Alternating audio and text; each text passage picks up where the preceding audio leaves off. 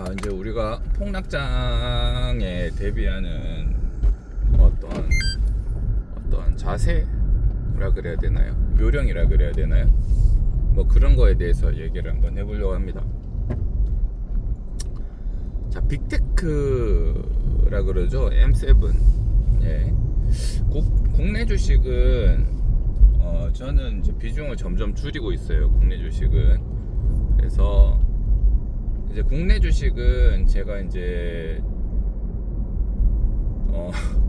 다 마이너스입니다. 거의 대부분 마이너스고, 삼성전자, 그다음에 이제 하나 에어로스페이스, 그다음에 메가젠 임플란트, 요 세 개만 플러스고요. 걔들은 플러스 금액이 약간 크고 나머지는 전부 다 마이너스입니다. 나머지도 종목이 한 10개쯤 되는데 2차전지 관련주들이죠. 그래서 이제 국내장은 제가 잘 모르겠어요. 국내장에 대해서 뭐 어지간히 뭐 알고 떠들고 할 그것도 없습니다. 국내장 주식은 미장보다 수익도 뭐 많이 적고요. 그래서 뭐 얘기하기가 좀 민망하다. 미국장은 그래도 수익이 좀 났어요. 미국장은 우리가 블루칩이라 그러는 거, 대기업에 그냥 계속적으로 투자를 했었습니다.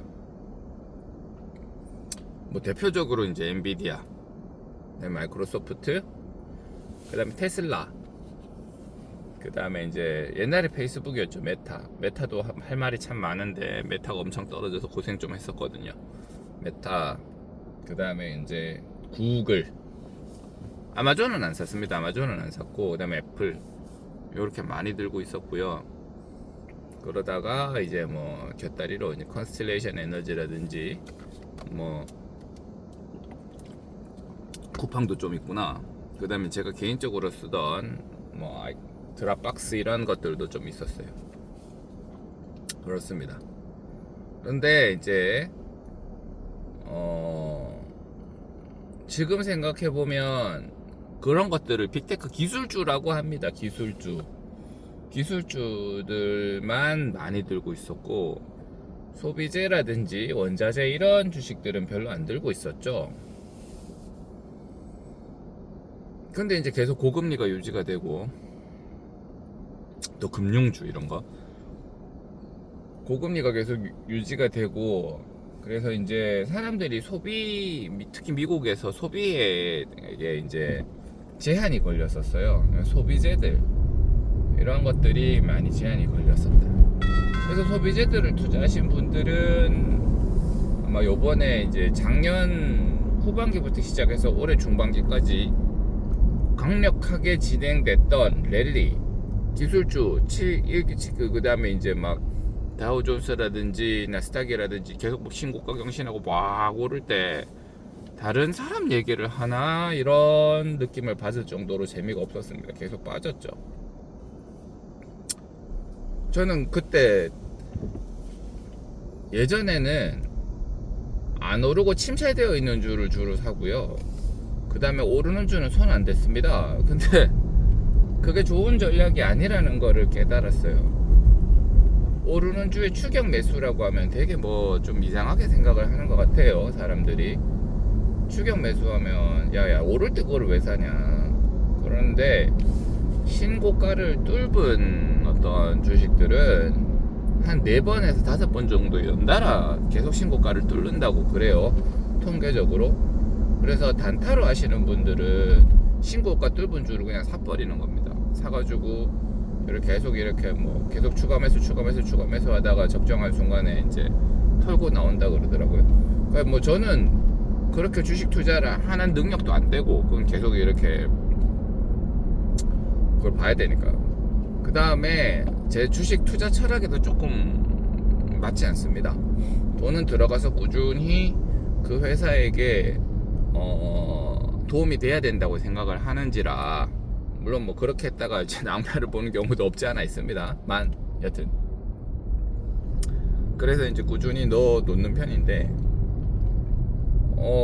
그래서 엔비디아가 신고가 뚫고 애플도 막 신고가 뚫고 해가지고 그 추격 매수 막 했었어요. 그리고 침체되어 있는 주식도 사실은 많이 샀었습니다. 침체되어 있는 주식이 테슬라죠. 테슬라가 이제 밑으로 많이 내려갔을 때 떨어지는 주식을 사야 주정차 된다. 위반 단속 구간입니다. 테슬라를 많이 샀었습니다. 테슬라를 많이 샀었는데 테슬라가 반등해서 올라오기까지 굉장히 오랜 시간이 걸리더라고요.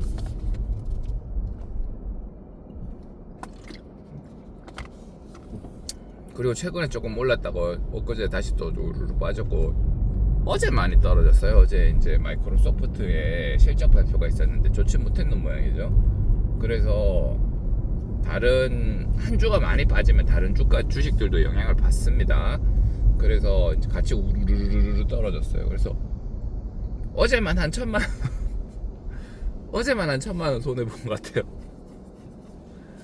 그렇습니다. 오늘 자고 일어나면 주가가 이렇게 불어날 때도 있고 떨어질 때도 있는데 주식이 막 증가되고 자산이 증가될 땐 기분이 너무 좋은데 그게 마치 영원할 것처럼 생각을 해요. 그리고 그때 돈을 쓰는 지출이 아무래도 조금 늘어나요. 고간에서 인심 난다고. 근데 이제 요번처럼 훅 빠질 때 보면 이게 그렇다. 뭐 오른다고 마냥 기뻐할 일도 아니고 그렇습니다.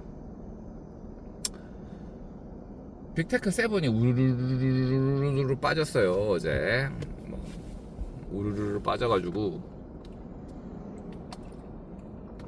근데 예를 들어 이제 월급날이죠. 월급날이라서 내 손에 이제 투자 금액이 쥐어졌어. 그럼 빅테크 투자를 지금 빠졌으니까 더 할 거냐, 아니면 현금을 그냥 들고 있을 거냐, 아니면 지금 반등하는 주식들이 있습니다. 주식이 떨어진다고 해서 모두가 다 떨어지는 게 아니고 떨어지는 와중에 반등하는 주식들이 있습니다. 주로 소비재죠.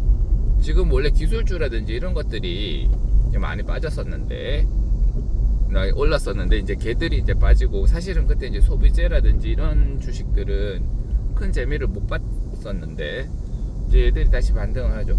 그럼 다시 오르는 주식, 반등하는 주식들을 살 거냐? 그 옛날 같았으면 빠지니까, 빠져서 더 가격이 싸졌으니까 그거 살아 있을 텐데요.